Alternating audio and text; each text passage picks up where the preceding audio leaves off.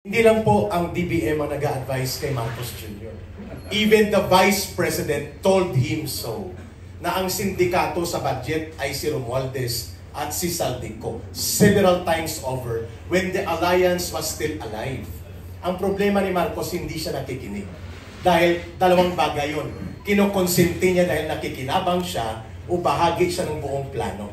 With your respect kay Undersecretary Astra Naik, no matter how many times you will advise a person kung involved siya from the very start sa arkitekto ng krimen, walang mangyayari yun. Mahirap gisingin ang taong nagtutulog-tulugan. Pero mas mahirap po gisingin ang taong talagang siya ay bahagi ng buong sindikato at krimen. Because Marcos has been told several times over, hindi lang po ng DBM. At pangalawa, malinaw pong binanggit ni former President Duterte. Ang budget sa 2025, pinakasindikato na budget, with more than 28 items na blanco, 13 pages of the GAA published. Ang may mga blanco, 241 billion pesos. Anong sagot nila ni Bersamin? Mga kulukoy ang sagot nila. Rumor mongering ang ginagawa ni Duterte, fake news. Ibig sabihin po, hindi nagkulang ang taong bayan and even the representative leaders of the people na siya ay abisuhan. From the very start po, kung mayroong dapat mangyari dito, palalayasin dapat si Marcos at kasama si Romualdez at papanagutin sila. In what way? People power is one option. Mapayapa, ngunit matuwid at may paninindigan, hindi natatakot. Hindi tayo manggugulo. Hindi tayo magwawasak ng mga properties. But let the people call out on the street. If it will force the armed forces of the Philippines and the Philippine National Police to declare a withdrawal of support to the Commander-in-Chief, so be it. Sapagkat may mga abogado dito, hindi yan illegal for the for the armed forces of the Philippines and the Philippine National Police to stand by the people is not mutiny, is not kudita. It is their obligation according to Article 2, Section 3 of the Constitution. The armed forces of the Philippines shall be the protector of the state and the people. And Marcos and Romualdez are not the state. They are not also representing now the interests of the people. They deserve to be kicked out from office. That should be done by the people in a people power. Pero may caveat po yan. Dahil na-failed ang people power 1 and people power 2. Dahil hindi natuloy ang people's agenda in good governance. Yun ang babantayan po namin kaya kami nandito. Thank you. Sa tingin mo, no? Kasi biglaan itong nangyayari nito na nagpapalit ng kanya-kanyang posisyon. So, ano ba ito? Parang matutuloy pa ba itong parang okay. Kino-cover up dito? Ang nangyari po sa Senado ay isang recapture initiative. Ibig sabihin po gustong i-tame, kontrolin ng Malacanang ang Senado. Alam natin na ang House of Representatives kontrolado na nila dahil nga sa panunuhol at na mga pagkontrol ni Romualdez. They need a Senate na talagang susunod sa kung anong gusto ng Malacanang na line. So ang pagpapalit sa kay Escudero at ang pagkuha kay Marcolita ng initiative sa leadership sa Senate Blue Ribbon Committee are all part of the initiative of Malacanang ni Marcos at ni Romualdez to recapture and control the Senate. At ang long-term direction yan, tanggalin si Sara Duterte. Believe me, kapag hindi po natuloy si Boying Remulla sa pagka-ombudsman dahil very controversial, ibabalik nila ang impeachment proceedings. Yan po ang purpose niyan. At ang investigation na ito sa flood control at anomalya dito ay talagang hindi nila gustong umabot kay Marcos ang pananagutan. Ang lahat ng mga pundong lumabas at kinurakot at ginurobo ay dahil pinirmahan niya ang budget. So ang pananagutan, una sa lahat, sa kanya. At ang arkitekto ng mga pandaraya sa budget, ang pinsan niya. So bakit wala siyang ginagawa? Malinaw na ang target nila, ang Senado, ay maging tame. Maging, ayaw kong gamitin yung word, pero gusto nila maging sunod-sunuran sa kanilang gusto kung ano ang political agenda nila. Yun ang gagawin sa Senado. And Tito Soto is known to do that. As a political operator and political manipulator sa Senado, alam natin ang agenda nila dyan ay hindi umabot kay Marcos ang totoong pananagutan at investigasyon. Pero meron pang sir, itong pagdinig sa Senado. So pinangalanan ng Diskaya yung lahat ng congressman, pero wala silang pinangalanan na senador. So ano masasabi mo dyan sa congressman lang at tingin ko parang kulang yung binabanggit ng mga Diskaya. Alam po natin na mga senador, tumatanggap din po yan ng mga proyekto. Ang isang lumalabas na pangalan na iniiwasan nilang makalkal, itong si Grace po. dahil po sa mga congressional insertions, partikular sa mga ayuda na pinakanibangan ng kanyang anak sa party list election. So malinaw po na hindi lang ito sa mga congressman. Pero nonetheless, kung mayroon man pong lumabas na mga involvement ang ilang senador at mga kongresista dito, they are also liable and accountable na managot. Pero ang may malaking pananagutan na iniiwas talaga nila, si Martin Romualdez at si Marcos. Ang lahat ng mga lumalabas na pangalan Saldico, mga grupo nila sa Congress, tauhan ni Romualdez. At si Romualdez, operator ni Marcos. So, 1 plus 1 is equals 2. That's the very simple logic about that. We don't need even to finish the Senate Blue Ribbon Committee to point out kung saan nanggaling ang pinagmulan ng pandarambong sa kaban ng bayan. Inuulit ko, the monumental restoration of plunder and corruption was facilitated and being orchestrated by Marcos and Romualdez. Yan ang tatak Marcos, mandarambong at abusado sa poder at walang pakialam sa kabutihan ng mga mamamayan. Maraming salamat. Maraming salamat, sir. Thank Thank you po, sir. Ito po, in the meantime, this will be what we are going to do in response to Alan's question. What next? We want the people to take to the streets, not to topple the government, yet, but to demand 3 things muna, 3 things.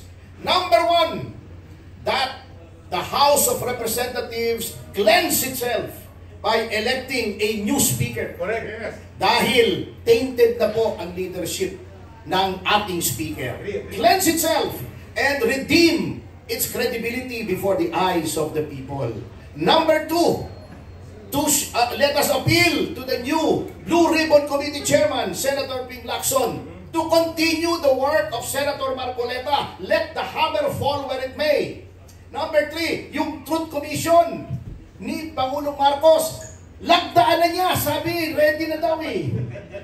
Para malaman natin yung sincerity ng Pangulo kung ito talaga ay independent, no nonsense, and aim towards attaining the truth. Yun muna po ang tatlong i-demand namin, and we will demand that by a show of force on the streets. On the streets, para makita nila, the people are fed up. So that is my answer to your question, Alan. Thank you. Kailan makikita na nasa kalsada yung Kailan daw ang big? Asap, meron na po kaming schedule sa Cebu City, care of Mayor Rama, na kamukha ni Sharon Hines. Kilala niyo si Sharon Hines, di ba? Oh. Sa 26 ng September. Dito, si Jimmy Bondo ka nag-organize eh. So you ask him. Mag-uusapan pa. So, non-partisan to, kung meron mang PDP dito, wala pa namang eleksyon pinag-uusapan dito. We just want to let the PDP be one of the conduits, hindi lang kami, of the voices of the people with respect to what is happening. Co-convenor. But everyone is welcome. Kaya nga sabi ni Mayor Rama, iba-iba sinasabi namin dito. Hindi po kami nag-usap kung anong messaging namin. Ito po talaga ang message namin individually. Pero nagkakaisa kami sa isang bagay. The people should let their voices heard. Enough na! Ang dami na po eh. Kami po mismo noon nagdemanda yung Degvaxia. Ano nangyari sa Degvaxia? Walay. Yung architect nandun na naman sa house, si Karin. O, di ba? 4.5 billion scam din yan. Pero walang binatpat yun dito. Kasi ang problema ng mga Pilipino, ang iksi ng memory, nakakalimutan lahat. This time, let us not forget, let us not forgive, let us act. Amen. Okay. Attorney. Greco. Attorney, sorry, dito po ako. Meron nung Val Gonzales po, DCRH. Mayroon pong Black Friday protest na ikinasa yung iba't ibang grupo. This coming Friday. Sasama ho ba kayo doon? Sino ba yun? Kami po yung nanawagan tayo, Mr. Slanjing. Can I borrow? Kami po ang nanawagan ng Black Friday protest. It was a kick-off protest. Yes, matutuloy po kami this Friday, September 12. Alas 5 ng hapon, magkakaroon po ng kalampagan ng taong bayan. Everybody is welcome to come. Diyan po along EDSA Ortigas. Pero dahil na-announce na ngayon, malamang po ay 3 batalyon ng pulis ang nandun ngayon. Alas 5 ng hapon, Black Friday protest. Every Friday po ito.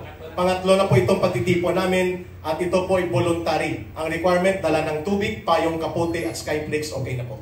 Okay, Ah, thank you very much. Ka-Eric, anong tawag ko nung grupo ninyo na nanguna kasi sabi nyo kayo yung nanawagan doon? Bangon Sambayanan. Marami po dito mga former cadre at mga dating rebelde ng CPP, NPA, NDF. Ayaw naming sumama doon sa dating grupo namin dahil mga sindikato din po yon. Gaano ho karami ka, Eric, yung inaasahan ho ninyong dadalo? Nag-commit po Davao and Cebu na may volunteers. Nung nakaraan po, umabot din po ng mga higit 1,000 ang nag-attend. It was just a short notice. Maybe this time, dahil maraming nag-cover ngayon na malaking media outfit, ay marami ang darating dito. Libo-libo ang taong bayan. Pero just the same, Brother Val Gonzales, 3 batalyon ng police na baka maging 4 ng batalyon na mag-occupy doon, then they will be our audience. Anyway. Gaano katagal yung aktibidad na kinasanay? 2 hours po ito, no? 5 o'clock hanggang 2 hours and a half, hanggang 7:30 at dyan kami sa gilid ng EDSA Ortigas, along doon sa People Power EDSA Shrine. Okay. Ang binabanggit ho kasi ng NCRPO, meron ho silang press conference kahapon. Yung permit, yung concern nila. Meron nakapag-acquire na ho kayo ng permit? We are trying to apply, but the peaceful assembly, as long as you do not obstruct the traffic, is a freedom park. Ayun, may mga abogadong magsagot. I will answer that. It's a freedom park, hindi kailangan ng permit. Lahat ng freedom parks, hindi kailangan maghingi ng permit. That is by law. Attorney Jing? Attorney Jing. Attorney Jing? Attorney Maniluna, si Matan Marmelo. Thank you, Father, for the question. Attorney Jing. Well, basically, nasa saligang batas yan eh. The right of freedom of expression and freedom of speech, no? At to protest against excesses of government. Nasa saligang batas yan. At saka, ano yun eh, shrine yan eh. That is public place. Oh, equivalent to Freedom Park. Oh, so doon po kami nung last week.